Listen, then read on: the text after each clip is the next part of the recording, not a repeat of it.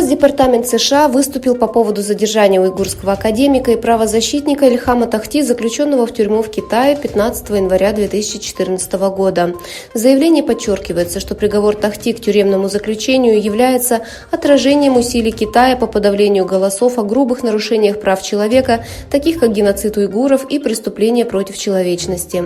Тохти, профессор экономики Центрального университета национальностей, был взят под стражу 15 января 2014 года за поддержку прав уйгуров и приговорен к пожизненному заключению по предполагаемому обвинению в сепаратизме. Однако до сих пор не было никаких обновлений о состоянии Тохти, тревожная ситуация сохраняется. Согласно заявлению Всемирного уйгурского конгресса от 11 января, лидеры организации примут участие в 20-й годовщине основания Конгресса в мае этого года. В заявлении говорится: Конгресс был основан в Мюнхене, Германия, в апреле 2004 года в результате слияния Национального конгресса Восточного Туркестана и Всемирного конгресса уйгурской молодежи, ведущих организаций уйгурско-национальной борьбы за рубежом.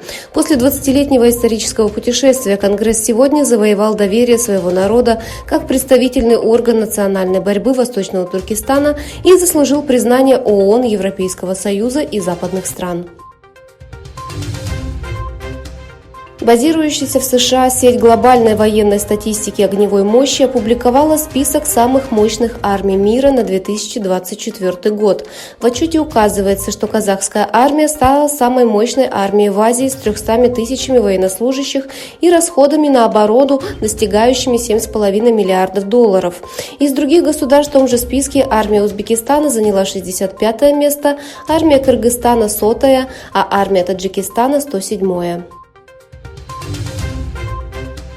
Искусственный интеллект постепенно начинает использоваться в военных целях. Согласно китайским новостям, ученые в Китае обучают военный искусственный интеллект с помощью приложения, подобного ChatGPT, чтобы он мог предсказать, на что способны потенциально враждебные люди. Утверждается, что команда, входящая в состав сил стратегической поддержки китайской армии, использовала для этого Ernie, разработанную Baidu в прошлом году, и Spark, разработанную iFlyTek. Оба являются основными языковыми моделями, такими как всемирно известный ChatGPT. Бывший президент США Дональд Трамп победил на праймериз республиканской партии в Айове, США. В штате Айова, где традиционно начинается президентская предвыборная гонка в США, завершился праймериз, на которых встретились кандидаты-республиканцы. Согласно неофициальным результатам, опубликованным информационным агентством AP, Трамп вступил в схватку в Айове, опередив своих соперников, губернатора Флориды Рона Де Сантиса и бывшего постоянного представителя США при ООН Ники Хейли.